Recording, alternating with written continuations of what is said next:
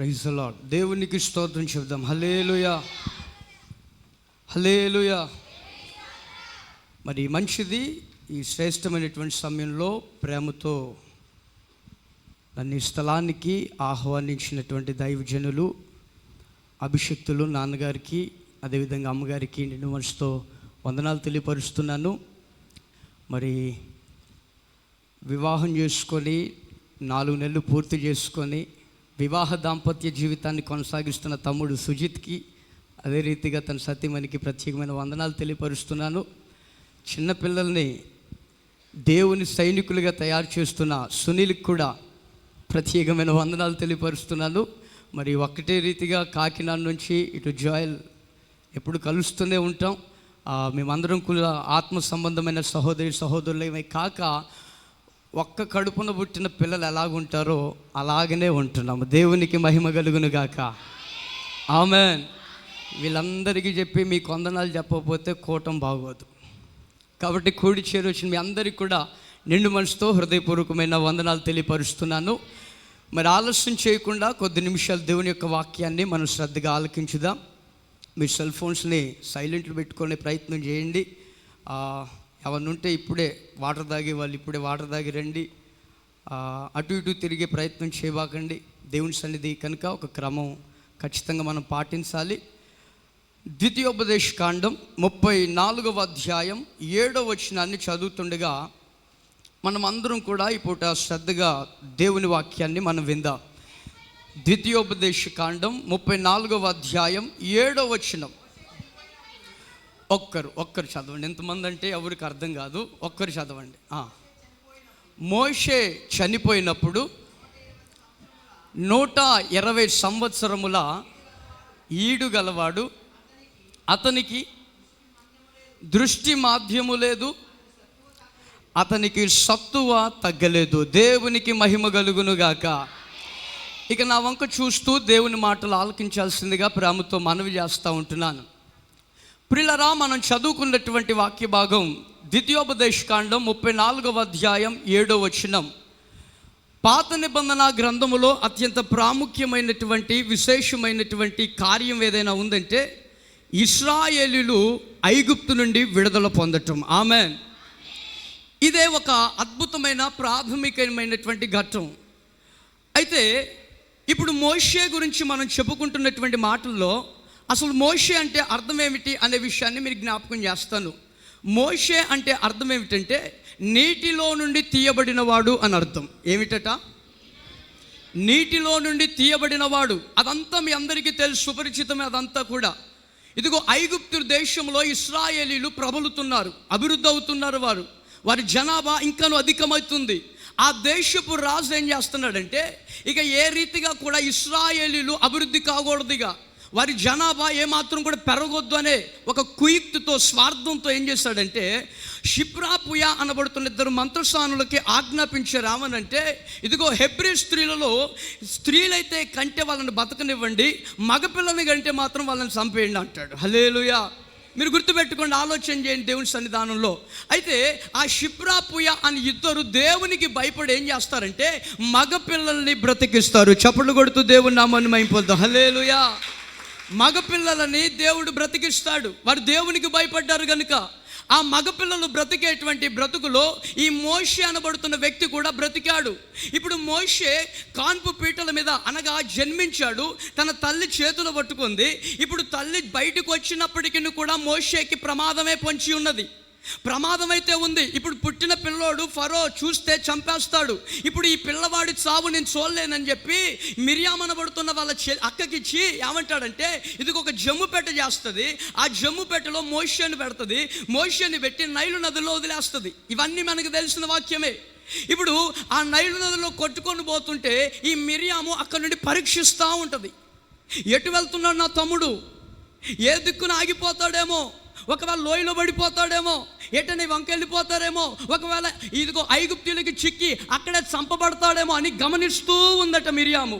అలా గమనిస్తూ ఉన్నటువంటి మిరియాము అకస్మాత్తుగా అక్కడికి ఫరో రాణి స్నానం చేయడానికి వస్తే, ఆ స్నానం చేయడానికి వచ్చిన రాణి ఇదిగో అక్కడి నుండి చూస్తే ఒక పెట్టె కొట్టుకోవడం చూస్తుంది. అది చూసినటువంటి చెలికత్తని పిలిచి అంటుంది కదా, ఆ పెట్టేది ఒక్కసారి తీసుకొని రండి అన్నది. తీసుకొని రాగానే వెంటనే అది ఓపెన్ చేయగానే అందులో మోషే బుడిబుడి నవ్వులతో ఏడుస్తూ కనబడుతున్నాడు. హల్లెలూయా. నేను అంటాను బిడ్డలారా, గుర్తుపెట్టుకోండి, ఈ ఫరో రాణి వాస్తవంగా ఆ ఫరో రాజు ఐగుప్తీయుల్ని అనగా ఈ హెబ్రీయుల్ని చంపుతున్నాడు అన్న సంగతి ఆ స్త్రీకి తెలియదంటారా? ఏమండి? తెలుసు. ఎందుకంటే భార్య కదా. భర్త చేస్తున్నటువంటి ప్రతి కార్యంలో, భర్త చేస్తున్నటువంటి ప్రతి పని కూడా స్త్రీకి ఏం చేస్తుంది, భార్యకి ఏం చేస్తుంది?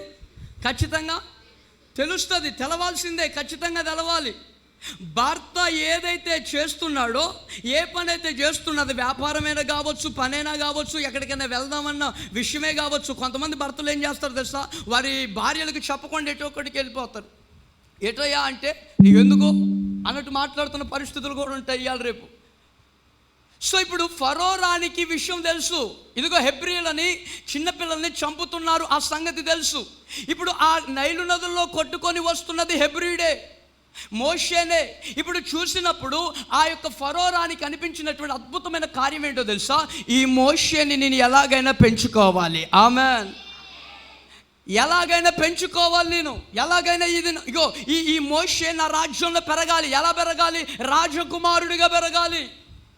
ఇప్పుడు మిరియాము ఎక్కడి నుండో దూరం నుండి చూస్తాను చెప్పానుగా, దూరం నుండి చూస్తున్న తమ్ముడు ఏమైపోతాడో, నీళ్ళల్లో మునిగిపోతాడో, లేకపోతే అలా కొట్టుకొని వెళ్ళిపోతాడో, లేకపోతే ఐగుప్తీయులకి చిక్కి చంపబడతాడో, ఇవన్నీ విమర్శంగా పరీక్షిస్తూ ఉంది మిరియాము.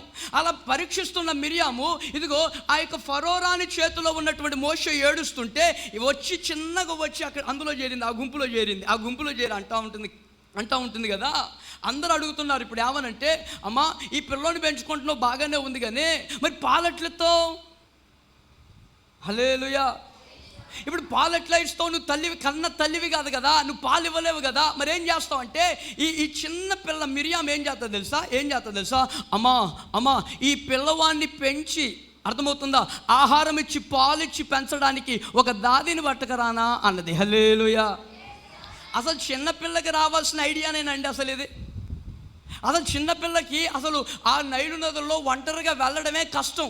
అంత చిన్నపిల్లకి ఇప్పుడు జ్ఞానం చూడండి ఎంత అద్భుతంగా ఉంది. ఎలాగైనా నా తమ్ముని కాపాడుకోవాలనే దృష్టి తప్పానికి ఏమీ లేదు ఆమెకిగా. ఇప్పుడు ఆ రాణితో చెప్తూ ఉంటుంది, సరేలే తీసుకురాపో. నేను అంటాను, చెలికత్తులు ఉన్నారుగా, వాళ్ళకి చెప్పొచ్చుగా, వాళ్ళందరూ ఉన్నారు కదా. అసలు ఐగుప్తులో ఉన్నటువంటి ప్రతి విషయం కూడా అక్కడ ఉన్నటువంటి వాళ్ళకి తెలుస్తుంది కదా. ఈవిడ హెబ్రీయురాలే, ఈమెకు పుట్టుపూర్వత్తులు ఏమి తెలవాయే. ఇప్పుడు ఇన్ని చేస్తున్నా కూడా ఈ స్త్రీ, నేను అంటాను గుర్తుపెట్టుకోండి, నేను దాదిని తీసుకురస్తా అని రాపో అని పంపించినప్పుడు ఈమె పోయింది. ఎవరినో తీసుకొస్తే బాగుండు. ఎవరిని తీసుకొచ్చింది తెలుసా? సొంత తల్లిని తీసుకొని వచ్చింది. చప్పట్లు కొడుతూ దేవుని నామాన్ని మహింపద్దాం. హల్లెలూయా. ఎవరిని తీసుకొచ్చారు? సొంత తల్లినే తీసుకొని వచ్చి పాలిచ్చింది. ఇప్పుడు పాలిచ్చినందుకు కూడా ఏం చేసిందో తెలుసా? జీతం ఇచ్చిందట. హల్లెలూయా.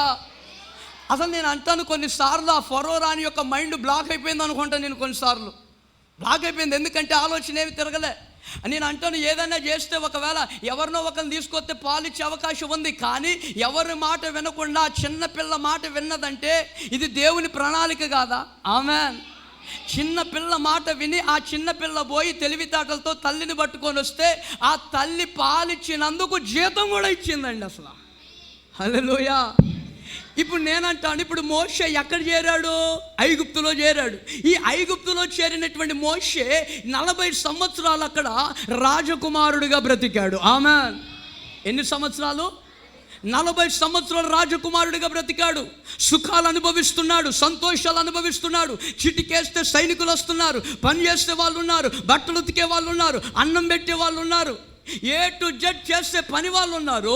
40 సంవత్సరాలు బ్రతికితే ఇప్పుడు ఏమైందో తెలియదు, కానీ అకస్మాత్తుగా జరిగిన విషయం ఏమిటంటే హెబ్రీయుడు ఐగుప్తుడు ఇద్దరు కొట్టుకుంటుంటే అందులో ఎంటర్ అయిపోయి మనోడు ఏం చేస్తాడో తెలుసా? వాణ్ణి ఎందుకు కొడుతున్నావు అనేసి ఆ ఐగుప్తుని గుద్ది చంపి బొంద పెట్టిండు అక్కడే. హల్లెలూయా. కొంచెం తెలంగాణ కాబట్టి మాది కొన్ని మాటలు గడుసుగా ఉంటే మీరు అర్థం చేసుకోండి. హల్లెలూయా. ఏం చేశాడట అక్కడ? అంతే ఉంటుంది. ఆయన ఏం చేశాడు? గుద్ది గుద్ది చంపి బొంద పెట్టాడు. అంటే మన భాషలో అంటే ఇసుకలో కప్పెట్టేశాడుగా. ఇప్పుడు అక్కడ చంపినందుకు ఇప్పుడు రాజుకి తెలిస్తే ఏమైపోద్ది, అమ్మో ఏదో ఒకటి జరిగిపోద్ది, ఇక నా వల్ల కాదనేసి అక్కడి నుంచి బయలుదేరిపోయాడు. ఆ నుండి బయలుదేరి అరణ్యములో అనగా అడవిలోకి బయలుదేరాడు. హల్లెలూయా. ఐగుప్తులు ఎన్ని సంవత్సరాలు ఉన్నాడు? 40 సంవత్సరాలు. ఇప్పుడు మిగిలిన 40 సంవత్సరాలు ఎక్కడున్నాడంటే తన మామ ఈ రగుయేలు యొక్క గొర్రెలను కాస్తూ ఉంటున్నాడు. 40 సంవత్సరాలు గొర్రెలు కాచాడు. ఎన్ని సంవత్సరాలు? ఇప్పుడు మోషే లైఫ్ని 3 భాగాలుగా చేస్తున్నాను, మీరు అర్థం చేసుకోండి. మొదటి 40 సంవత్సరాలేమో ఐగుప్తులో బతికాడు, మిగిలిన 40 సంవత్సరాలేమో మామ మందను కాస్తున్నాడు. మరి ఈ మంద కాసినోడు ఎప్పుడైనా మంద కాసినోడైనా మోషే? ఒకసారి ఆలోచన చేయండి. ఎప్పుడైనా గొర్రెల భాష ఎట్లా ఉంటుందో మీకు తెలుసా? గొర్రెలు కాసేటోళ్ళకి తెలుస్తుంది గొర్రె భాష ఎట్లా ఉంటుందో. హల్లెలూయా. ఇప్పుడు మరి మోషే ఎప్పుడైనా ఒక్క గొర్రెనైనా తీసుకుపోయి మేపించిన పరిస్థితి కానీ దాఖలాలు కానీ లేవు. ఇప్పుడు ఏ మోషే కూడా ఏ ఎక్స్పీరియన్స్ లేదు, అనుభవం లేదు. అలాంటి మోషే ఇప్పుడు ఏం చేస్తాడంటే తన మామ మందను మొత్తం పట్టుకొని అడవికి తీసుకెళ్ళిపోయాడు. ఇప్పుడు ఈ అడవికి తీసుకెళ్ళిన మందలో అక్కడి నుంచి ఒక గొర్రె అడిపోతుంది. అమ్మో ఆ గొర్రె పోతుందని పరిగెత్తుకుంటూ పోయి ఆ గొర్రెను పట్టుకొచ్చి ఇందులో చేసేసరికి మళ్ళీ ఇటు గొర్రె అడిపోతుంది. హల్లెలూయా. అడిపోయేసరికి ఆ గొర్రె అడిపోయింది, ఈ గొర్రె ఇటుపోయింది, ఈ గొర్రె అడిపోయింది. మొత్తం 40 సంవత్సరాలు పరుగులు ఉరుకులు తప్ప మోషే జీవితంలో సంతోషాలు లేవు. హల్లెలూయా. 40 సంవత్సరాలేమో పట్టు పరుపులు, సుఖాలు, సంతోషాలు, ఆనందాలు, ఏది కావాలంటే అది తినే అవకాశం, ఏది కావాలంటే అది పొందుకొనే ఇదిగో అనుభవం ఉంది మోషేకి. కానీ మిగిలిన 40 సంవత్సరాలను చూసావా? ఆ 40 సంవత్సరాల్లో అరణ్యములో అడవిలో కుక్క చావు తెచ్చినట్లుగా బ్రతుకు. హల్లెలూయా. ఇక పరిస్థితి అంతా మారిపోయింది అంది. ఇప్పుడు ఇక ఏం చేసేది లేదు, చచ్చినట్టు గొర్రెలు కాస్తున్నాడు. ఈ గొర్రెలు కాస్తున్నటువంటి మోషే ఒక రోజు ఏమైందంటే అలాగనే గొర్రెలు కాస్తుంటే ఇదిగో ఒక పర్వతం చూశాడు, ఒక కొండ చూశాడు. ఆ కొండ దగ్గర ఒక అగ్నట బగ బగ బగ బగ మండుతుందట. చప్పలు కొడుతూ దేవుని నామాన్ని మహింపలుతా. హల్లెలూయా. మండుతుందట, పొద మండుతుందట. అప్పుడు అనుకున్నాడు మోషే, ఏమనుకుంటున్నాడంటే ఇప్పుడు పొద్దున అంటే రాయి తగిలి మంట వచ్చిందిలే, తగ్గిపోద్దులే, ఉదయం అయిందిగా, ఓకే మిట్ట మధ్యాహ్నం 12ంటికి వచ్చింది అనుకున్నాం. 12ంటికే కదా మిట్ట మధ్యాహ్నం అంటే బాగా సూర్యుడు వచ్చే కాలం అదే కదా, సమయం అదే కదా. ఇప్పుడు రాయి రాపిడి చేసుకుంటే మంట వచ్చేస్తుంది కదా. ఆ మంటల ద్వారా ఆ మంట వచ్చింది అనుకున్నాడు మోషే. మధ్యాహ్నం దాకా చూస్తున్నాడు, ఇక అయిపోద్ది, ఏది కొండ మొత్తం కాలిపోద్ది, ఆ పొద మొత్తం కాలిపోద్ది, అగో అక్కడున్న చెట్లు చేమలు ఇదిగో ఎండిపోయిన కట్టెలు అన్నీ కాలిపోతాయి అనుకొని అలాగా తన మందను కాస్తున్నాడు. గంట అయినా కూడా అసలు ఏమి అనిపించట్లే అక్కడ. హల్లెలూయా. గంట అవుతుంది కానీ ఏ చెట్టు గాలినట్టు కనపడట్లే అక్కడ. ఓకే ఇంకా సేపటి చూద్దాంలే, 2 గంటలైంది ఇంకా గాలట్లే అసలు ఒక్క చెట్టు కూడా. 3 గంటలైంది, 4 గంటలైంది, 5 గంటలైంది. ఎన్ని గంటలు చూస్తున్నా కూడా ఆ పొద మండుతుంది కానీ ఆ పొద కాలిపోవట్లేదట. హల్లెలూయా. పొద కాలిపోవట్లే, మండుతుంది. ఇది ఈ ఆశ్చర్యకార్యం చూశాడు. ఇది ఏంట్రా ఇంత విచిత్రంగా ఉంది, అరే మంటలేమో ఎగుసెగుసు పడుతున్నట్టుగా ఉండిపోయింది కానీ ఒక్క ఆకు కాలిపోవట్లేదు, ఒక్క కొమ్మ కాలిపోవట్లేదు, ఒక్క ఎండిపోయిన కర్ర కాలిపోవట్లేదు. ఏంటి విచిత్రం అనుకుంటూ తన అడుగులు ఇప్పుడు అగ్ని వైపు మల్లుతున్నాయి. హల్లెలూయా. అగ్నివైపు మళ్ళీ అగ్నివైపు నడుచుకుంటూ వస్తున్నాడు. ఇక అగ్నికి దగ్గరగా రాగానే ఆ అగ్నిలో నుండి ఒక స్వరం వినబడుతుంది, మోషే నువ్వు ఒక్కడే ఆగిపో, నీవు నిలబడి ఉన్న స్థలము పరిశుద్ధ స్థలము. హల్లెలూయా. దేవుడు మాట్లాడాడండి. ఎప్పుడో తెలుసా? 80 సంవత్సరాల తరువాత. 40 సంవత్సరాలేమో ఐగుప్తులో ఉన్నాడు, మిగిలిన 40 సంవత్సరాలేమో మామ మందని కాస్తూ అడవిలో బ్రతికాడు. ఇక మిగిలిన 40 సంవత్సరాలు ఏం చేస్తాడు తెలుసా? అరణ్య యాత్రలో దేవుని సేవ చేశాడు. కొట్టు గట్టిగా చప్పట్లు. హల్లెలూయా. 40 సంవత్సరాలు ఇప్పుడు సేవ చేస్తున్నాడు. ఇప్పుడు ఇక్కడ 40 సంవత్సరాల అరణ్యంలో అనగా అడవిలో గొర్రెలు కాసుకుంటూ ఏం చేస్తాడు తెలుసా? దేవుని యొక్క అద్భుతమైనటువంటి దీనత్వము కానీ తగ్గింపు జీవితం కానీ అన్ని రకాలుగా ఈ 40 సంవత్సరాలు ట్రైన్ అప్ అయిపోయాడు. ఇక అయిపోయిన తర్వాత దేవుడు సేవకు పిలిస్తే ఈ సేవలో ఒక్క రాత్రే 60 లక్షల మంది ప్రజల్ని ఐగుప్తు నుండి బయటికి తీసుకొచ్చాడు. హల్లెలూయా. ఇది మోషే లైఫ్ 3 భాగాలు. 40 సంవత్సరాలు ఎక్కడ, మిగిలిన 40 సంవత్సరాలు ఎక్కడ? అడవిలో, మిగిలిన 40 సంవత్సరాలు సేవలో. ఇప్పుడు చూడండి, ఇప్పుడు ఎన్ని సంవత్సరాలు మొత్తం? 40 + 40 లెక్కలు కూడా నేర్పిస్తున్నాను మీకు. హల్లెలూయా. 40 + 40 80 + 40 120. ఇప్పుడు 120 సంవత్సరములు కలిగినటువంటి వయస్సు కలిగినటువంటి మోషే కట దృష్టి మాధ్యం లేదట, కాళ్ళల్లో సత్తువ తగ్గలేదట. హల్లెలూయా. 120 సంవత్సరాలు వచ్చినా కూడా అతను ఒంట్లో బలం తగ్గలేదట, ఆయన చూపులో షార్ప్నెస్ తగ్గలేదట. ఇవాళ రేపు చూడండి నాకు సైటు. హల్లెలూయా. ఏమండి సైటు. ఇప్పుడు చిన్నపిల్లలకు కూడా చూడండి, స్కూళ్ళల్లో మీరు జాయిన్ చేస్తూ ఉంటే అతను పట్టుమని ఆ పిల్లకి ఏమండి ఒక 8 సంవత్సరాలు కూడా ఉండవేమో, కళ్ళద్దాలు పెట్టుకొని వెళ్ళిపోద్ది స్కూల్కి. అంటే మాయదారి కాలంగా ఇది. అంత కల్తీనాయే. హల్లెలూయా. అవునా కాదా? తిండి కల్తీ అయిపోయాయి, అంత కల్తీ, భూమి కల్తీ అయిపోయాయి, ప్రతి A to Z అంత కల్తీయే. ఇప్పుడు ఈ కల్తీ కాలంలో బతుకుతున్నాం కాబట్టి ఆరోగ్యం కూడా కల్తీగానే ఉంటుంది. హల్లెలూయా. ఇప్పుడు మోషే 120 సంవత్సరములు ఈడగలిగినటువంటి మోషే కట దృష్టి మాధ్యం కలగలేదట, ఇదిగో కాళ్ళలో సత్తువ తగ్గలేదట. ఎట్ ద సేమ్ టైం నేను చెబుతున్నాను, అతని ఆత్మీయ జీవితము సత్తువ కూడా తగ్గలేదు. హల్లెలూయా. ఆయన బలంగానే ఉన్నాడు. 120 సంవత్సరాలన్నప్పుడు కూడా నీకంటే ఎక్కువగా పరిగెత్తగలుగుతాడు ఆయన. 120 సంవత్సరాలన్నప్పటికీ కూడా ఇదిగో నీకంటే అద్భుతమైన చూపు చూడగలుగుతాడు ఆయన. ఇదిగో ఇశ్రాయేలు దేశానికి రాజు అయినటువంటి దావీదు ప్రతి చల్లపూటనట తన ప్యాలెస్ మీద ఎక్కట, కుర్చీ మీద కూర్చొని ఇదిగో తన దేశం ఎట్టుందా అని చూసేవాడట. హల్లెలూయా. ఎందుకయ్యా అంటే దావీదు చూపు అంటే అంత షార్ప్గా ఉంటుందని దేవుని వాక్యం చెబుతుంది. ఇప్పుడు మోషే కూడా 120 సంవత్సరాల వయసు కలిగిన వాడైనప్పటికీ కూడా తన ఒంట్లో సత్తువ తగ్గలేదట, తన శరీరంలో బలం తగ్గలేదట.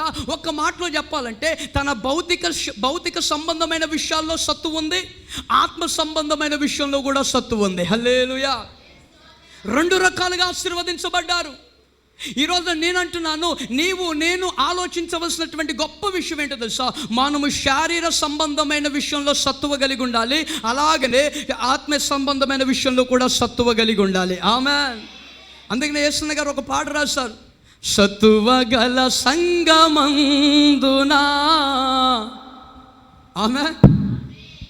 ఏ సంఘమట? ఇప్పుడు దేవునికి కావాల్సింది ఏ సంఘం?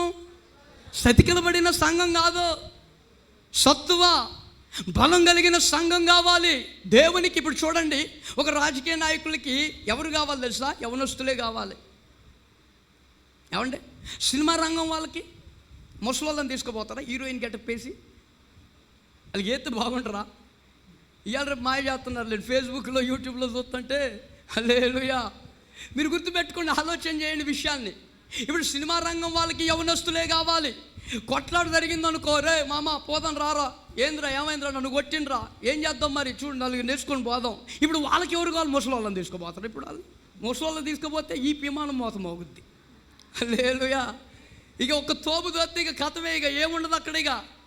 సో ఇప్పుడు వీళ్ళు కొట్లాటకు కూడా ఎవరిని తీసుకుపోవాలి? ఇప్పుడు యవనస్తులు బలం కలిగిన వాళ్ళే కావాలి. ఇప్పుడు పని చేయటానికి కూడా ఎవరు కావాలంటే అంటే బలం కలిగిన వాళ్ళు కావాలా? ఇప్పుడు నేను కూడా అంటాను, నీ కుటుంబానికి నీకు బలం అవసరము, నీ బలము సంఘానికి కూడా అవసరమే. హల్లెలూయా. నీ ఆత్మీయ జీవితం సత్తువగా ఉండాలి. మరి మోషే ఇంత ఆత్మీయ జీవితంలో ఇంత సత్తువ ఎలా సంపాదించుకున్నాడు? ఈ సత్తువ యాడ్ నుండి వచ్చింది అసలు ఈయనకి? అసలు ఎక్కడ చూసినా కూడా దృష్టి ఆత్మీయ దృష్టిలో చూస్తున్నాడు. ఆమె ఆత్మీయ దృష్టిలో చూస్తూ ఉంటున్నాడు. ఎటు చూసినా కూడా ఆత్మీయతలోనే చూస్తూ ఉంటున్నాడు. కొన్నిసార్లు మనం కూడా చూస్తాం, ఏదైనా కార్యం జరగలేదనుకోండి, ఇక అయిపోద్ది అంతే. ఇక ఏదైనా జరగలేదనుకోండి, ప్రార్థన చేసేటప్పుడు ఇదిగో నాకు ఇది కావాలి ప్రభువా అని ప్రార్థన చేస్తామనుకోండి, ఒక ఉపవాసం ఉండి ఒక 4 రోజులు 5 రోజులు కట్టేక ఉపవాసం ఉండి ప్రార్థన చేస్తే దక్కకపోతే ఇప్పుడు ఏం చేయి కథ? నేను చెప్పనా కథ ఏమీ లేదు. ఇక యేసుబాబు ఏం చేయట్లేదండి అసలు, ప్రార్థన చేసినా కూడా. అసలు అన్యులు బయట వాళ్ళైనా సరే కనికరిస్తున్నారు, కానీ యేసయ్య కనికరించట్లేదు అనే అభిప్రాయంలోకి వచ్చే పరిస్థితులు ఉంటాయి.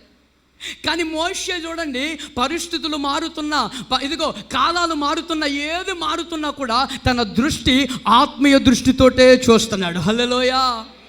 హల్లెలూయా.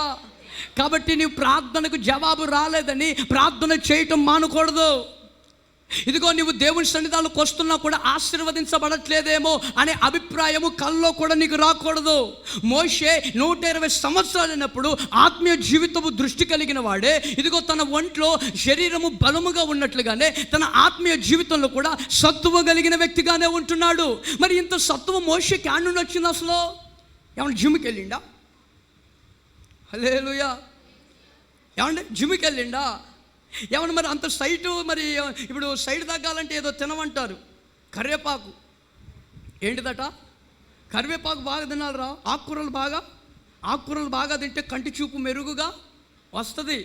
ఏమండి బాగా బలం రావాలంటే ఏం చేయాలా? మాంసం మంచిగా తినాలా. హల్లెలూయా. ఇది నేను అంటాను, గుర్తుపెట్టుకోండి. బలము రావాలంటే ఒకటి చేయాలి. కండలు పెరగాలంటే జిమ్ము చేయాలి. ఆమేన్. ఒంట్లో సత్తువ రావాలంటే 3 పూటలు మంచిగా భోజనం చేయాలి. ఇది చేస్తే సత్తువ వస్తుంది. మరి ఆత్మీయ జీవితానికి మరి సత్తువ రావాలంటే మనం ఏం చేయాలి? మరి మోషే ఇట్లా చేసినందుకు ఇంత సత్తువ ఎంత అద్భుతమైన బలం యాడ్ నుండి వచ్చింది అంటే, ఇతడు చేసింది ఒక పని ఉంది. ఆ పని ఒక్కటి మనం చేస్తే మనకు కూడా ఇదే సత్తువ దేవుడు దయచేస్తాడు. హల్లెలూయా. అతను ఒక పని చేస్తాడండి. ఆ పని గిట్ట మనం చేయగలిగితే, ఆయన చేసిన కార్యం మనం కూడా చేయగలిగితే, దేవుడు అద్భుతకరంగా మోషేకిచ్చిన ఆత్మీయ జీవితపు సత్తువ దేవుడు మనకు కూడా అనుగ్రహించునుగాక. ఏం చేస్తాడు? ఒకసారి పరిశుద్ధ గ్రంథంలో మనం చూద్దాం. ఒకసారి చదవండి పరిశుద్ధ గ్రంథంలో. హెబ్రీయులకు రాసిన పత్రిక 11వ అధ్యాయం 24 మొదటి మాట చదివి 27 ఫుల్ఫిల్ చేయండి. హెబ్రీయులకు రాసిన పత్రిక 11వ అధ్యాయం 24వ వచనం. మోషే పెద్దవాడైనప్పుడు చాలు. ఇప్పుడు 27. విశ్వాసమును బట్టి అద్దుడు అదృశ్యమైన వానిని చూచున్నట్లు రాజాగ్రహమునకు భయపడక ఐగుప్తును విడిచిపోయాను. దేవునికి స్తోత్రం చెప్దాం. హల్లెలూయా. ఇప్పుడు మోషేకి సత్తువ నుండి వచ్చింది, మోషేకి బలం యాడ్ నుండి వచ్చింది, మోషేకి ఆత్మీయ దృష్టి యాడ్ నుండి వచ్చిందంటే ఇతడు చేసిన కార్యం ఏందో తెలుసా? ఇతడు ఐగుప్తుని విడిచిపెట్టినాడు గనుక. హల్లెలూయా. నేను అంటాను, గుర్తుపెట్టుకోండి. మనోడు ఐగుప్తు నుండి విడిచిపెడితే పరిస్థితి ఏందో ఒకసారి ఆలోచన చేయండి. ఇప్పటిదాకా పట్టుపరుపుల మీద బండిండు కదా, పడుకున్నాడు కదా, ఇప్పటిదాకా ఆహార పదార్థాలన్నీ కూడా సమృద్ధిగా తిన్నాడు కదా. ఇప్పుడు ఐగుప్తు నుండి విడిచిపెట్టి బయటికి వెళ్ళిపోతే తిండి పెట్టేది ఎవరు మోషేకి? అసలు ఏమండి, అసలు ఇంటికి ఆశ్రయం ఇచ్చి రండి బ్రదర్ రండి కూర్చోండి అనేవారు ఎవరున్నారు మోషేకి? ఇప్పుడు ఎవరు లేరు. అక్కడంటే సైనికులు ఉన్నారు, చిటికేస్తే ఏదో ఒక పని చేయడానికి ఎవరో ఉన్నారు. ఇప్పుడు ఐగుప్తుని విడిచిపెడితే, ఇప్పుడు నేను అంటాను చూడండి, గుర్తుపెట్టుకుని, అమెరికా పోవాలంటే వీసా ఖచ్చితంగా ఉండాలి. ఆ నుండి రావాలన్నా కూడా ఆ దేశం ఇచ్చే పర్మిషన్ ఖచ్చితంగా. మరి మోషే ఐగుప్తుని బయటికి రావాలంటే రాజు యొక్క పర్మిషన్ అవసరం లేదంటారా? కావాలి ఖచ్చితంగా. మరి ఇప్పుడు మోషే ఏం చేస్తున్నాడు తెలుసా? రాజు యొక్క ఆగ్రహమునకు ఏమాత్రము లెక్క చేయకుండా అదృశ్యుడైనటువంటి దేవుణ్ణి చూడాలనే ఆశతోటి ఐగుప్తుని విడిచిపెట్టాడు. హల్లెలూయా. అతను పెద్దవాడైనప్పుడు ఐగుప్తుని విడిచిపెట్టినాడు. ఈ పూట నేను కూడా అంటాను బిడ్డలారా, ఐగుప్తు అంటే దేనికి సూచన తెలుసా? ఈ లోకమునకు సూచనగా ఉంది, ఈ లోక సాంప్రదాయాలకు సూచనగా ఉంది, ఆశలకు, కోరికలకు, ఈ లోకములో సుఖ సంతోషాలకు, ఆనందాలకు, ఈ లోక సంబంధమైనటువంటి ప్రతి దానికి ఐగుప్తు సూచనగా ఉంది. అలాంటి ఐగుప్తుని ఇప్పుడు మోషే ఏం చేశాడు తెలుసా? విడిచిపెట్టాడు. హల్లెలూయా. ఏం చేశాడట? విడిచిపెట్టాడు. పట్టుకోలేదు ఆయన, విడిచిపెట్టాడు ఐగుప్తుని. తున ప్రాణంగా వెంచేశాడు దాన్ని. అంత అద్భుతమైనటువంటి రాజవిలాస గృహాన్ని విడిచిపెట్టడానికి గల కారణం ఏమిటి? ఒక్కటే కారణం, నేను నా దేవునితో స్నేహితుడిగా మారిపోవాలి. హల్లెలూయా.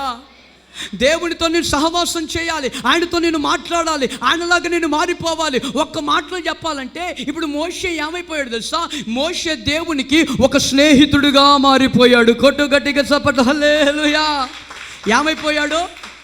స్నేహితుడిగా మారిపోయాడు. ఒక స్నేహితులు, ఇద్దరు స్నేహితులు పక్క పక్కన కూర్చొని ఎట్లా మాట్లాడుకుంటున్నారో అట్లా దేవుడు మోషే మాట్లాడుకుంటున్నారండి. అసలు ఈ ఎక్స్పీరియన్స్ ఎప్పుడైనా మనం అనుభవించినాం? అసలు ఎప్పుడైనా ఒక ఆమె ప్రార్థన చేసుకుంటా ఉంది, అయ్యా నువ్వు మాట్లాడయ్యా, నీ కాలు మొక్త బాంచని మాట్లాడయ్యా, నువ్వు నాకు మాట్లాడు అంది.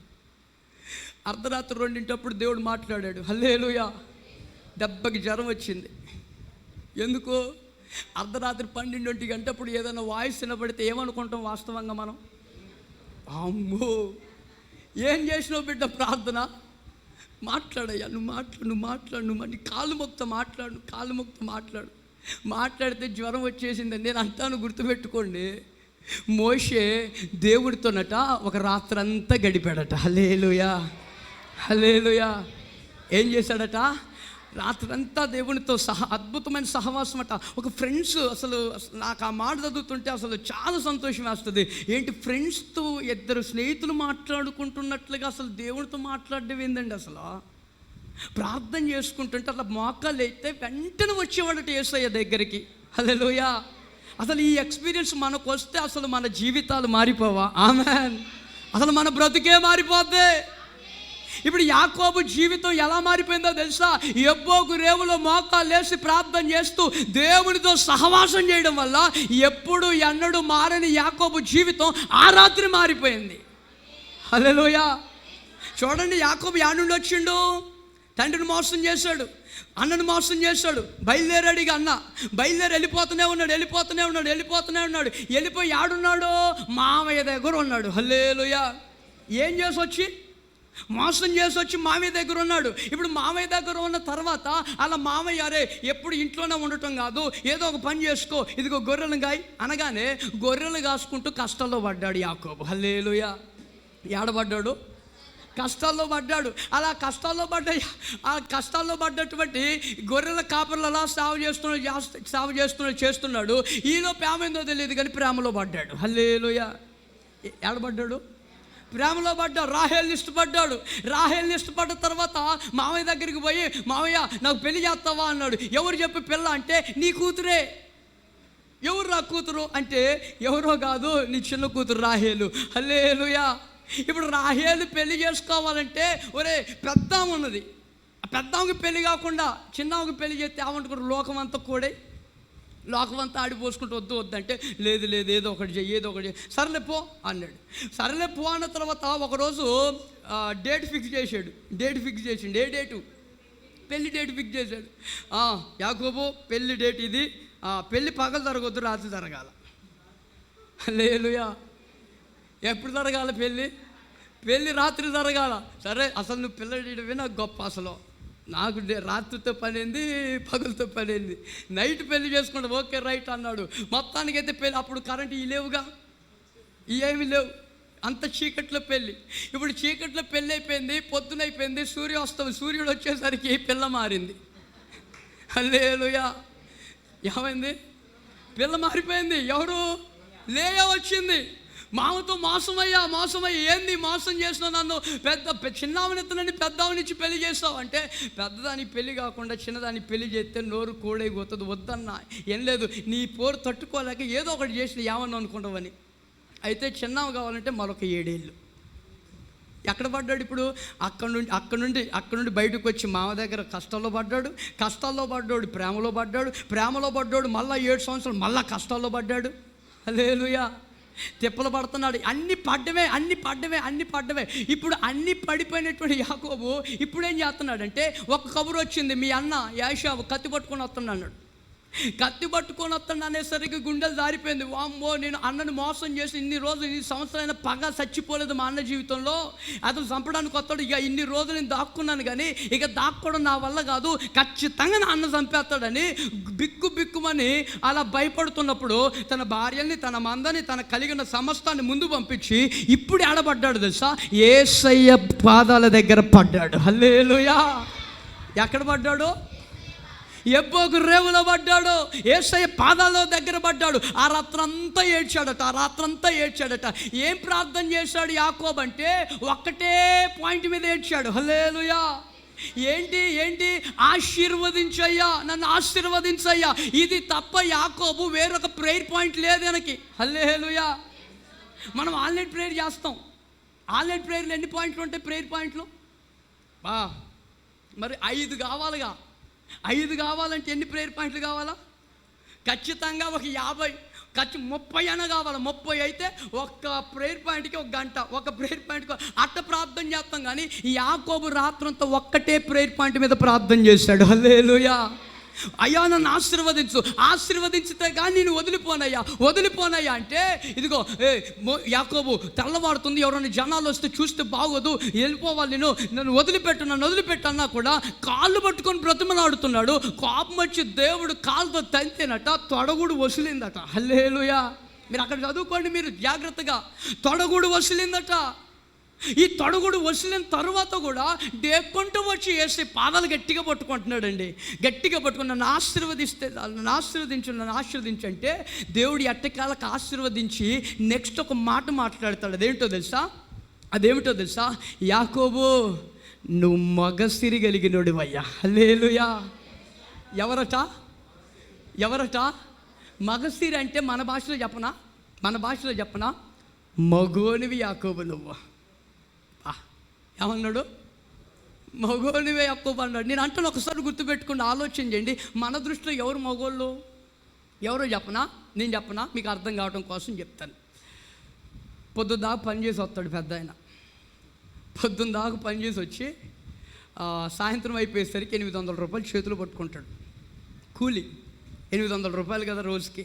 ఈ 800 రూపాయలు పట్టుకొని వచ్చి మధ్యలోనే 400 తగలబెడతాడు. ఆడ తగలబెడతాడు. మిగిలి ఏంది 400 రూపాయలు పట్టుకొని వచ్చి ఏమో అమ్మాయి వేరే లెవెల్లో రా, బయటికి రా. ఏమయ్యా వచ్చినావు? పొద్దుట నాకు సాయంత్రం నాకు కష్టపడి వచ్చినావు, ఏం తెచ్చినావు అంటే, తీసుకో 400 ఏందయ్యా 800గా. అయ్యా నేను నీకు అనవసరం, 400 తీసుకో అంటాడు. 400 సర్లే, ఇంకేంది ఇక మరి 400 అన్న రాకపోతే మరి ఏడ్చి వస్తుంది అనేసి ఈ 400 తీసుకో. లోపలికి వెళ్ళిపోయిన తర్వాత మనోడు మంచి స్నానం చేస్తాడు. స్నానం చేసిన తర్వాత అది దిగిపోద్ది. ఏది? ఆ 400 తగిలేసి వచ్చాడుగా, అది దిగిపోయిన వచ్చిన తర్వాత, అమ్మాయి 200 ఎందులో ఇకేం మిగిలినాయి? అయ్యా 400 తెత్తివి. ఈ 400లో నువ్వే 200 తీసుకుంటే అసలే 800 తెస్తే 400 ఆడ తగల పెడితివి. ఇందులో 400 ఎత్తివి. 400 200 అడిగితే 200తో పిల్లలకి అన్నమేం పెట్టను? మనం సంసారం ఎట్ట చేయాలా? కుటుంబం ఎట్లా ముందుకు జరపాలా? ఇవన్నీ అవసరాలు ఎట్ట తెరుతాయి? వద్దంటే నువ్వు ఇత్తవయ్యవా అని పిచ్చి కొట్టుడు కొడతాడు అడిగా. ఈ దెబ్బలకి తట్టుకోలేక రోడ్డు ఎక్కుద్దమ్మ.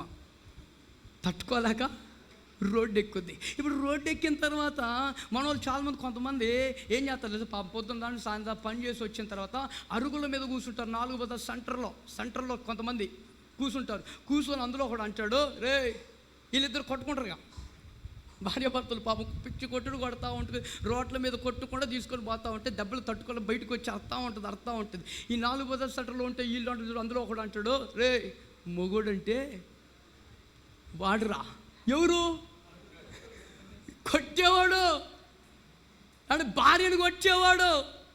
నేను అంటాను, ఎవరు లోకం దృష్టిలో ఎవరు మగవాళ్ళు? భార్యలను కొట్టేవారు. నేను అంటాను బిడ్డలారా, లోకం దృష్టిలో మగోడు అంటే వాళ్ళు అంటారు, కానీ దేవుని దృష్టిలో మగోళ్ళు అంటే ఎవరో తెలుసా?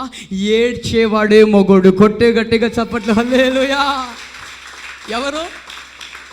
ఆగా. ఇప్పుడు మగోళ్ళంతా స్తోత్రం చెప్పండి. దేవుని దృష్టిలో మగోళ్ళంతా స్తోత్రం చెప్పండి. హల్లెలూయా. దేవునికి స్తోత్రం. బిడ్డలారా, ఏడ్చేవాడే దేవుని సన్నిధానంలో యాకోబు మోకాళ్ళ మీద పడి ఏడ్చి కన్నీరు గార్చి ప్రార్థన చేస్తున్నాడు. ఆ ప్రార్థన చేస్తున్న యాకోబుని దేవుడు పెట్టిన అద్భుతమైన బిరుదు, మగసిరి కలిగిన వాడివయ్యా నువ్వని అద్భుతమైన బిరుదు పొందుకున్నాడు. నేను అంటాను బిడ్డలారా, గుర్తుపెట్టుకోండి, ఇదంతా గల కారణం ఏమిటంటే ప్రార్థనా జీవితం కలిగిన వాడు యాకోబు. హల్లెలూయా. ఇప్పుడు పాయింట్కి వస్తాను, గుర్తుపెట్టుకోండి, పాయింట్కి వస్తాను. ఇప్పుడు ఈ మోషే ఏం చేస్తాడు? ఇప్పుడు ఐగుప్తుని విడిచిపెట్టాడు. మరి ఐగుప్తుని విడిచిపెట్టాడంటే మరి ఐగుప్తులో ఏం విడిచిపెట్టాడు? మామూలుగా అయితే భౌతికంగా ఊరిని విడిచిపెట్టాడు. ఇప్పుడు ఆత్మానుసారంగా మనం ఏం విడిచిపెట్టాలంటే ఐగుప్తు అనబడుతున్న లోకమును మనం విడిచిపెట్టాలి. హల్లెలూయా. ఇప్పుడు లోకమును విడిచిపెట్టిన మనము అందులో ఏమేమి విడిచిపెట్టాలి అనే విషయాన్ని మనం జ్ఞాపకం చేయాలి. ఇప్పుడు ఒక 3 పాయింట్లు చెప్తాను బిడ్డలారా. కట్టే కొట్టే తెచ్చే పెట్టే అన్నట్టుగా చెప్తా. స్తోత్రం చెప్పండి. ఏంది అప్పుడే అయిపోయింది ఆ కోటం అంటావు నువ్వు. ఇప్పుడు 3 పాయింట్లు చెప్తా. స్తోత్రం చెప్పండి ఒకసారి. ఇప్పుడు ఐగుప్తుని విడిచిపెట్టాలి. మరి ఐగుప్తుని విడిచిపెట్టాలంటే వాటి స్వభావాలను మనం విడిచిపెట్టాలి, వాటి యొక్క ఇదిగో పరిస్థితులను మనం విడిచిపెట్టాలి. మొట్టమొదటిగా మోషే ఏం విడిచిపెట్టాడంటే సమూయేలు రాసినటువంటి మొదటి గ్రంథం 6వ అధ్యాయం 6వ వచనాన్ని మనం చదవగలిగితే, సమూయేలు రాసినటువంటి మొదటి గ్రంథం 6వ అధ్యాయం 6వ వచనం చదివితే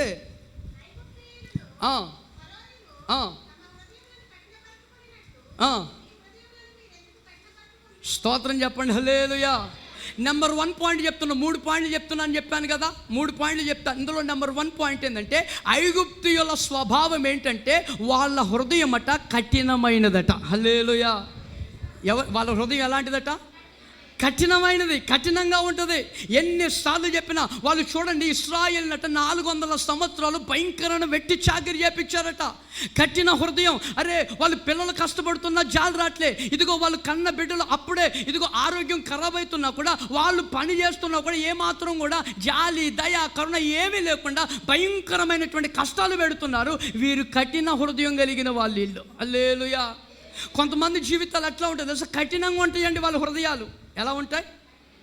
ఎంత కఠినం అంటే అసలు ఇవ్వడానికి ఇష్టపడరు, ఏవండి, రావడానికి ఇష్టపడరు, ఏదైనా పోగొట్టుకోవడానికి ఇష్టపడరు, ఏవండి, ఏదైనా త్యాగం చేయడానికి ఇష్టపడరు. ఎన్ని మార్లు వాక్యం చెబుతున్నా ఆ వాక్యము ద్వారా ఇదిగో దేవుడు నాతో ఈరోజు మాట్లాడాడు, ఈ మాటను బట్టి నేను మారుతాను, నా హృదయాన్ని సరి చేసుకుంటాను, నా హృదయాన్ని నేను బాగు చేసుకుంటాను, యేసయ్య చెప్పినట్లుగా నేను నడుస్తాను. మరి నేను అలా మారాలి కాబట్టి నేనేం చేయాలి? నా కఠిన హృదయాన్ని నేను మార్చుకోవాలి.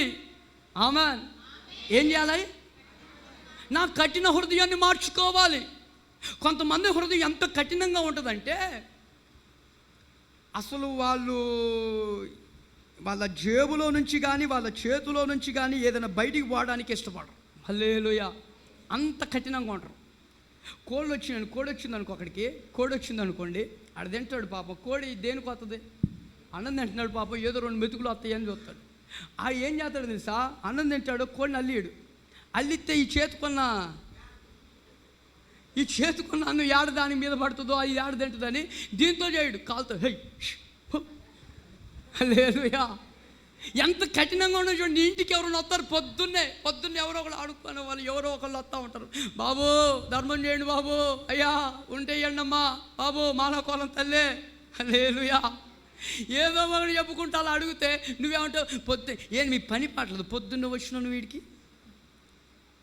పని పాటలేదు, నువ్వు పొద్దున్నే వచ్చినావు. అసలు నేను ఎవరు అన్నారు?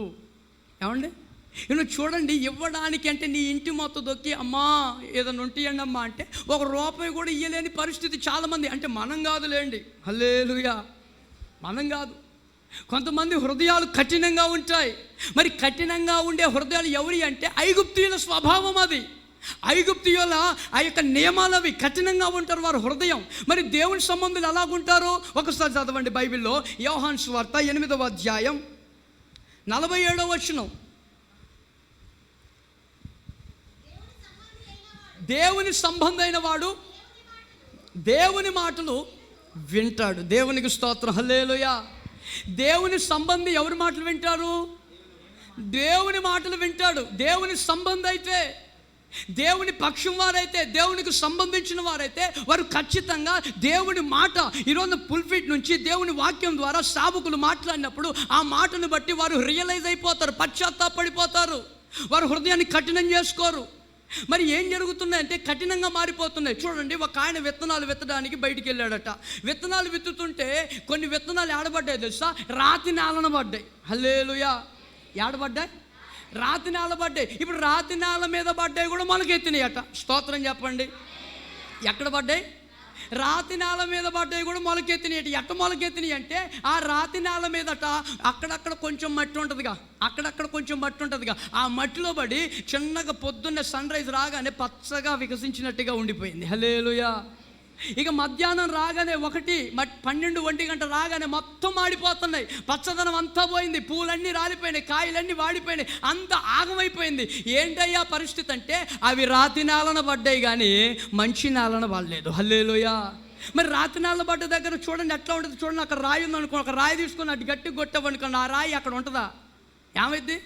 టక్కన దగ్గర బయటకు వచ్చేస్తుంది. అదే ఇసుకుంది, అక్కడ ఇసుకుంది, ఇక్కడ నుండి రాయి ఎత్తే ఇసుకలో పోద్దా? అక్కడ మళ్ళీ రిటర్న్ వస్తుందా? ఇప్పుడు దేవుని వాక్యము నీ దగ్గరకు వచ్చినప్పుడు ఆ వాక్యముని తగిలినప్పుడు నువ్వు మారుమనసు పొందాలా, లేకపోతే ఇది సరి చేసుకోవాలా, కఠినత్వం హృదయాన్ని బాగు చేసుకోవాలా, లేకపోతే ఎన్ని చెప్పినా నేను ఇంతే అని ఉండాలా? స్తోత్రం చెప్పండి, హల్లెలూయా. నేనంటాను బిడ్డలారా, ఐగుప్తుల హృదయము కఠినమైనది. నేనంటాను నేను ఆ కఠిన స్వభావం నుండి తొలగించబడి మాంసపు గుండెను దేవుడు మనకు అనుగ్రహించునుగాక. ఆమేన్. మాంసపు గుండె ఉండాలి, మాంసపు గుండె ఉండాలి. ఒక ముసలామికి ఎంత మాంసపు గుండె అంటే తెలుసా మీకు? ఒకసారి ఏమైందంటే, ఒక ముసలావిడ మేము కొత్తగూడెంలో సేవ చేసాం. కొత్తగూడెం అంటే మా ఖమ్మం దగ్గర చిన్న బ్రాంచ్ అది మాకు. అక్కడ సేవ చేసే స్టార్టింగ్లో ఒక ముసలావిడ వచ్చేది. పాపం పరిశుద్ధ గ్రంథమైన అదే కొత్త నిబంధన ఉంటుందిగా, వాళ్ళదే బైబిల్. ఆ కొత్త నిబంధన పట్టుకొని వస్తుంది, కర్ర పట్టుకొని వస్తుంది. పాపం కర్ర పట్టుకొని ఊపుకుంటూ వస్తుంది. లాస్ట్కి ఆడ వస్తుంది. ఒకరోజు బాగా ఆడుతుంది. వాళ్ళ కొడుకులు ఏమన్నారో పాపం బాగా ఆడుతూ ఉంది. ఏదో ఒకటి చేయాలి, ఆదరించాలా. నాకున్న ఆలోచన ఏంటంటే, వాక్యం చెప్తున్నా కదా, వాక్యం విని బాగా ఆడుతుందేమో పశ్చాత్తాపడి అని నేను అనుకుంటా ఉన్నా. ఈ ఒక పక్క ఇది అనుకుంటున్నా, వాళ్ళ ఇంట్లో ఏది గొడవలు పాపం అనుకుంటాను. అట్లా ఏడుతూ ఉంది. వచ్చి అందరూ కొంతమంది 4-5 వస్తే ప్రార్థన చేశాను. ఆమె కూడా పాపం వస్తూ ఉంది ప్రార్థన చేయించుకోవడానికి. ఇక నేను ఆమెని టార్గెట్ చేశాను, కొంచెం ఆలోచించాను, బాగా ఏడటం చూడటం చూస్తే ఏదైనా మాట చెప్పి ఆదరించుదాం, ఏదో ఒకటి చేద్దాంలే అనేసి ఆమెను దగ్గర తీసుకొచ్చి, అమ్మా ఎందుకు ఏడుస్తున్నామ్మా, ఏం కాదులే, ఏడో మాకు ప్రార్థన చేద్దాం, దేవుడు కార్యం చేస్తాలే, ఏదైనా దేవుడే మనకు దిక్కు అని ప్రార్థన చేయండి అని ఏదో రకాలుగా ఆమెకి చెబుతూ ఉన్నా. చెప్పిన తర్వాత ఇంకా బోర్ని ఆడుతుంది, ఆమె ఆగట్లే ఏడుపు, ఇంకా ఆడుతుంది. ఏం చెప్పు, ఏం కావాలి చెప్పు, ఏం చెప్పు, సమస్య ఏం చెప్పు అంటే ఆమె చెప్పుకుంటూ బోరునా, అయ్యా కార్తీక్ బాబు బతకాలయ్యా అన్నది. కార్తీక్ బాబు ఎవరు నాకు అర్థం కాలే. హల్లెలూయా. కార్తీక్ బాబు ఎవరు అంటే, కార్తీక దీపంలో ఉంటాడు ఒక ఆయన. హల్లెలూయా. ఎంత కఠిన హృదయం కాదేమదే, ఏ గుండెవదే. సీరియల్లో ఇబ్బంది పడ్డా కూడా మృదువుగా ఉంటుందేమో, అసలు అంత మాంసపు గుండె. హల్లెలూయా. ఆవిడ ఏడుపు దేనికయ్యా అంటే, ఆ డాక్టర్ బాబు కార్తీక్ బాబు బతకాలా ఏదో అయిందంట. మరి నీకెవరు తెలుసు ఏం జరిగిందంటే, అది కార్తీక దీపం సీరియల్లో ఉంటాలే, మీకు తెలవదు అది. ఆ ముసలామ కూడా సీరియల్ చూడటం ప్రారంభం. హల్లెలూయా. ఒక ఆయన అన్నాడు, ఆ మధ్య అయ్యగారు అన్ని దీపాలు కరోనా టైంలో ఆగిపోయినాయి కానీ ఆ ఒక్క దీపం ఆగిపోలేదట. ఏ దీపం? హల్లెలూయా. ఆ ఒక్క దీపం ఆరిపోలేదట.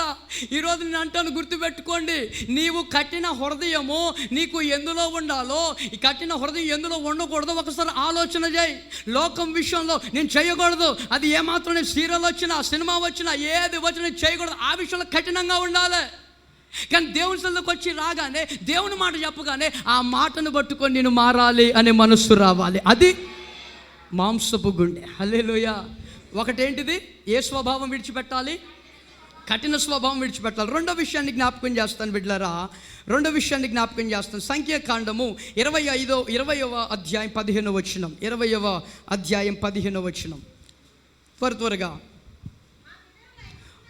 మా పితరులు ఐగుప్తునికి వెళ్ళిరి, మేము చాలా దినాలు ఐగుప్తులో నివసించితిమి. ఐగుప్తీయులు మా పితరులను శ్రమ పెట్టారు. దేవునికి స్తోత్రం. హల్లెలూయా. ఇప్పుడు ఐగుప్తుల యొక్క స్వభావం ఏంటంటే శ్రమ పెట్టేవాళ్ళు, వీళ్ళు శ్రమ పడేవాళ్ళు కాదు. హల్లెలూయా. వీళ్ళు శ్రమ పెట్టేవారే కానీ శ్రమ పడేవారు కాదు. కానీ తిమోతికి రాసినటువంటి మొదటి పత్రిక ఒకసారి చూడండి. పేతురు రాసిన మొదటి పత్రిక 4వ అధ్యాయం 1వ వచనం చూడండి. పేతురు రాసిన మొదటి పత్రిక 4వ అధ్యాయం 1వ వచనంలో, అమ్మా క్రీస్తు శరీరమందు శ్రమపడ్డాడు గనుక మీరును అట్టి మనస్సును ఆయుధముగా ధరించుకోవాలి. దేవునికి మహిమ కలుగునుగాక.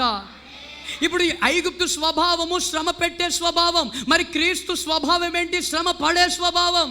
హల్లెలూయా. ఇశ్రాయేలు 400 సంవత్సరాలు కష్టపడుతుంటే ఇంకా పనులు పెట్టారు, ఇంకా శ్రమ పెట్టారు, ఇంకా కష్టపెట్టారు, ఇంకా ఇబ్బందులు పెట్టారు. ఇదిగో ఆగం చేస్తారు వాళ్ళని, ఇంకా శ్రమ పెడుతూనే ఉన్నారు కానీ వారు శ్రమ పడే అనుభవంలో లేరు. హల్లెలూయా. మరి క్రీస్తు ఏం చేస్తాడు? ఈ లోకములోకి వచ్చాడు. ఆయన ఎలాంటి శ్రమను అనుభవించాడు ఒక్కసారి ఆలోచన చేయండి. పరలోకములో ఆయనకు ఉన్నటువంటి అర్హత ఏంటి? 24 పెద్దలు ఉన్నారు అక్కడ, కోట్ల దేవదూతలు ఉన్నారు అక్కడ, 4 జీవులు ఉన్నారు అక్కడ. ఇదిగో విడిచిపెట్టకూడని అనుభవం అక్కడ. దాన్ని విడిచిపెట్టి ఎక్కడికి వచ్చాడు తెలుసా? భూలోకములోకి వచ్చి పశువుల పాకలో జన్మించాడు నీ కోసం, నా కోసం. హల్లెలూయా. రాజయ్యుండి పశువుల పాకలో పుట్టాడు. ఆయన శ్రమ పడ్డాడు. పుట్టిన దగ్గర నుంచి గొల్గొతా కొండ దగ్గరికి వెళ్ళేదాకా ఏడన్నా యేసయ్యకు సుఖం ఉందా? ఏమండి, ఎక్కడైనా సుఖం కోరుకున్నాడా? ఎక్కడైనా హాయిగా పడుకున్న పరిస్థితులు ఏమైనా ఉన్నాయా? ప్రశాంతంగా ఎక్కడైనా సమాధానంగా ఉన్న పరిస్థితులు ఉన్నాయా? ఎటు వెళ్ళిన స్వార్థ కొరకు వెళ్ళేవాడు, రాత్రేమో ప్రార్థన చేసేవాడు, అటు వెళుతునేమో ఆ కుటుంబాన్ని బలపరిచేవాడు, ఇటు వెళుతునేమో ఈ విశ్వాస స్వార్థ ప్రకటించేవాడు. తన జీవితంలో 33.5 సంవత్సరాల జీవితంలో అంతా కష్టమే. ఇప్పుడు దేవుని సంబంధి అయితే దేవుని కొరకు కష్టపడతాడు. హల్లెలూయా. దేవుని సంబంధి దేవుని కొరకు కష్టపడతాడు. ఐగుప్తు సంబంధే కష్టపెడతాడు. కొంతమంది పరిచర్య చేయడానికి ఎప్పుడు చేసిన వాళ్ళే చేయాలి, మిగతా వాళ్ళు అవసరం లేదు. వాళ్ళు ఎందుకు? వాళ్ళు శ్రమ పెట్టే వాళ్ళే కానీ పడేవారు కాదు. ఎప్పుడు పరిచయం చేసే వాళ్ళే చేస్తూ ఉంటారు. ఎప్పుడు మందిరం ఊకే వాళ్ళే ఊకుతారు. ఎప్పుడు మందిరం తుడిచే వాళ్ళే దోస్తారు. ఎప్పుడు బాక్సులు పెట్టే వాళ్ళే పెడతారు. ఎప్పుడు చేసే వాళ్ళే. నేను అంటాను, గుర్తుపెట్టుకుని ఆలోచన చేయండి ఈ విషయాన్ని. నీవు శ్రమ పడుతూ ఉండాలి కానీ శ్రమ పెట్టకూడదు. నేను అంటాను, ఒక ఉదాహరణ చెప్తాను. కొమ్మరి చేతిలో మట్టి ఉంటుంది. అది ఎలా వస్తుందో తెలుసా? ఒకవేళ ఆ మట్టికి గనక ఒకవేళ దేవుడు మాటలు ఇస్తే ఏం చేస్తాడు తెలుసా? ఆ కుమ్మరాయన ఆ వ్యక్తి ఏం చేస్తాడు తెలుసా? పొలంకి వెళ్తాడు. వెళ్ళిన వ్యక్తి అక్కడ ఉన్నటువంటి మట్టిని తీసుకొస్తాడు. అప్పటికి ఆ మట్టి ఎలా ఉంటుందంటే ఎండిపోయి ఉంటుంది. ఆ మట్టి ఎండిపోయి ఉంటుంది అంటే ఎండకి కొట్టి ఎండిపోయి ఉంటుంది. ఆ ఎండిపోయిన మట్టిని పారతో దగ్గర చేసుకొని బస్తాలు వేసుకొని ఇంటికి తీసుకుపోతాడు. ఇంటికి తీసుకుపోయినప్పుడు అదంతా కూడా అక్కడ కొమ్మరించి దాంట్లో నీళ్లు పోస్తాడు. హల్లెలూయా.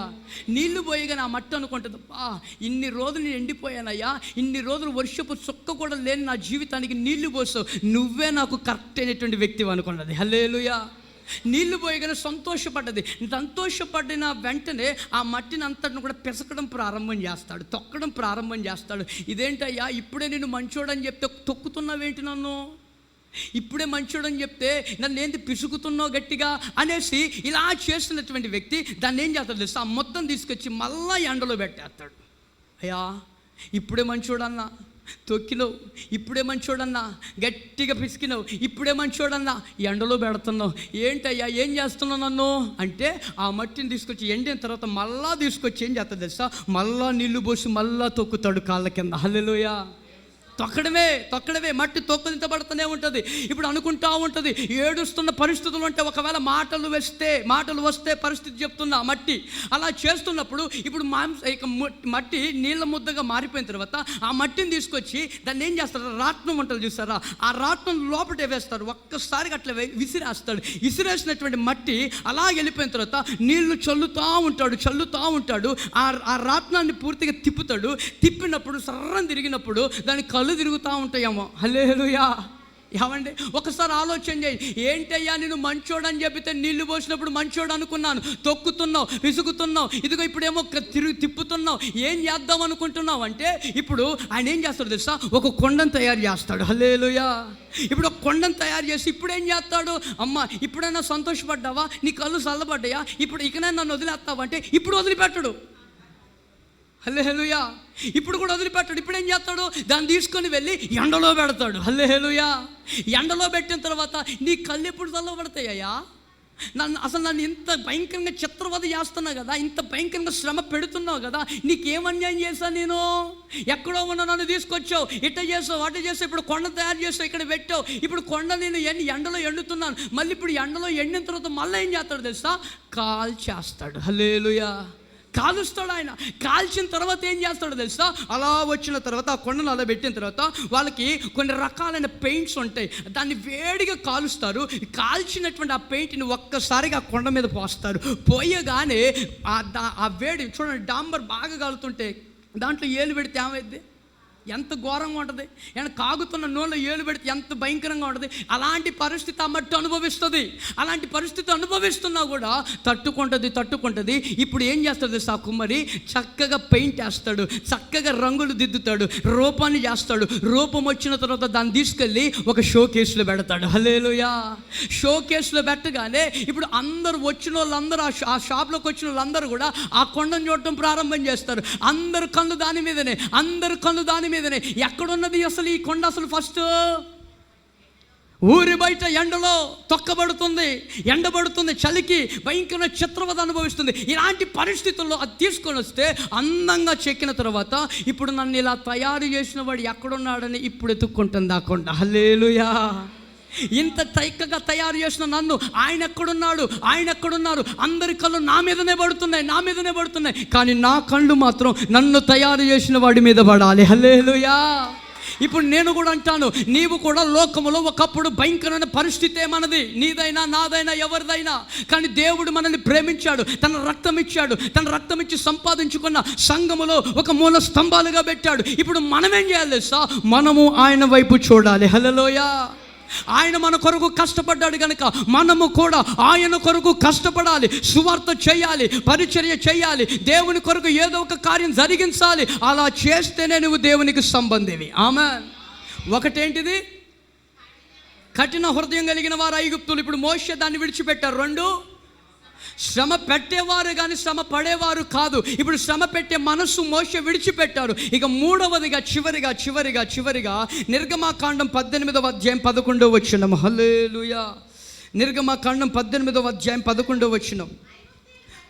ఐగుప్తీయులు గర్వించి, దేవునికి స్తోత్రం, హల్లెలూయా, చాలిగా 3 మాటలు. 1 కఠిన హృదయం, 2 శ్రమ పెట్టేవాళ్ళు, 3 గర్విష్ఠులు కూడా వీళ్ళ కొన్నట్లుగా గర్వం ఎవరికి ఉండదండి. హల్లెలూయా.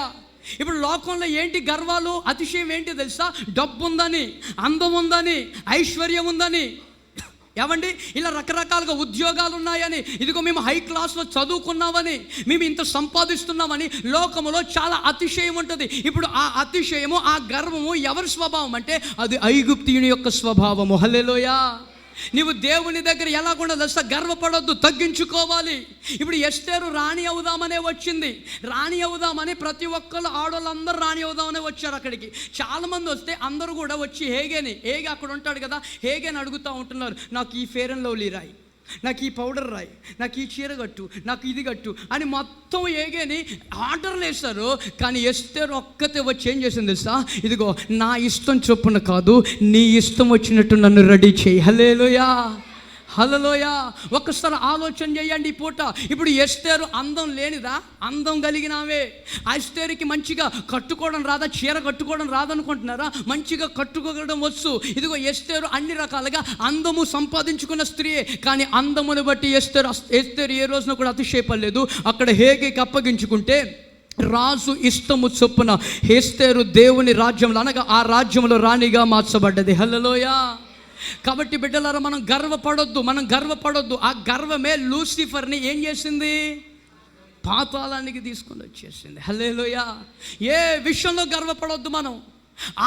శారీర సంబంధమైన గర్వాలు ఇవైతే ఆత్మ సంబంధమైన గర్వాలు కూడా కొన్ని ఉంటాయి. హల్లెలూయా. పాట పాడినా గర్వమే, పరిచర్య ఎక్కువ చేసినా గర్వమే. ఇదిగో కొంతమంది కొంటారు చూడండి, మేము కానుకలు ఎక్కువ ఇస్తున్నామండి. హల్లెలూయా. మేము దశమ భాగాలు ఎక్కువ ఇస్తున్నామండి. ఆమేన్. నేను అంటాను ఈ రకమైన గర్వాలు ఉంటాయి. నేను అంటాను దేవుని సన్నిధానంలో మనము గర్విష్ఠులుగా ఉండకూడదు. ఆమేన్. ఒకటి పతనము ముందు ఏం నడుస్తుంది తెలుసా? గర్వమేమి నడుస్తుంది. సో ఇప్పుడు ఐగుప్తు స్వభావాలు 3 చెప్పాను. ఈ 3టిని మోషే ఏం చేస్తే తెలుసా? విడిచిపెట్టి దేవుని సంబంధిగా మార్చాడు. హల్లెలూయా. ఈ పూట ఈ 3 అనుభవాలు నీకు నాకు కావాలా? అయితే ఏం చేయాలి తెలుసా? విడిచిపెట్టాలా. ఆ విడిచిపెడుతున్నప్పుడు కష్టం అవుతుంది, కొంచెం శ్రమ అవుతుంది, అయినా భరించుదాం, అయినా ఓపిక తెచ్చుకుందాం. ఇప్పుడు ఈ లోకంలో ఓపిక తెచ్చుకుంటే పరలోక రాజ్యంలో మనదే ప్లేస్. హల్లెలూయా.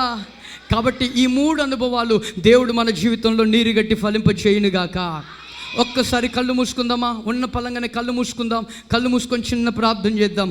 హల్లెలూయా, హల్లెలూయా, హల్లెలూయా, హల్లెలూయా, హల్లెలూయా. ఉన్న పొలంగానే ఒక్కసారి కళ్ళు మూసుకొని చిన్న ప్రార్థన చేద్దాం దేవుని సన్నిధానంలో. అయ్యా, ఈ పూట ఇచ్చినటువంటి 3 అనుభవాలను బట్టి మీకు స్తోత్రాలయ్యా. ఒక సత్తువ కలిగిన సంఘముగా, ఒక సత్తువ కలిగిన ఆత్మీయ దేహముగా మేము ఉండాలంటే 3 అనుభవాలు మా జీవితంలో కావాలయ్యా.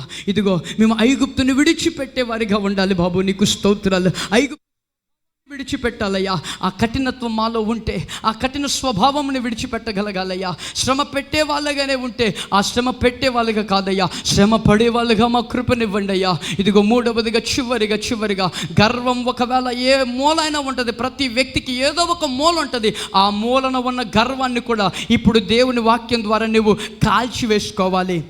ఈ 3 అనుభవాలు దేవుడు మా జీవితంలో నీరుకట్టి ఫలింపచేయమని ప్రభుని అడిగి ప్రార్థన చేద్దాం. ప్రేమ కలిగిన తండ్రి, నీకు వందనాలు. ఇప్పటి వరకు మీరు ఇచ్చినటువంటి ఉపదేశాన్ని బట్టి మీకు స్తోత్రాలు. మోషే సత్తువ కలిగిన వ్యక్తిగా మార్చబడ్డానికి గల కారణాలు 3 ఉన్నాయి ప్రభా. అతడు ఐగుప్తుని విడిచిపెట్టాడు, 3 స్వభావాలను విడిచిపెట్టాడయ్యా. ఈ 3 స్వభావాలు మేము ఈ రాత్రి ఇక్కడ విడిచిపెట్టుదుముగాక, ఇక్కడ దాన్ని భూస్థాపన చేయుదుముగాక. అది మా జీవితం నుండి పూర్తిగా తొలగించి నీలాంటి మాదిరి నీ స్వభావముతో మేము ఉండటానికి కృప దయచేయమని యేసు పరిశుద్ధ నామములో ప్రార్థన చేయుచున్నాము తండ్రి. ఆమేన్, ఆమేన్. ఇప్పటి వరకు ఓపికగా విన్నందుకు మీ అందరికీ వందనాలు.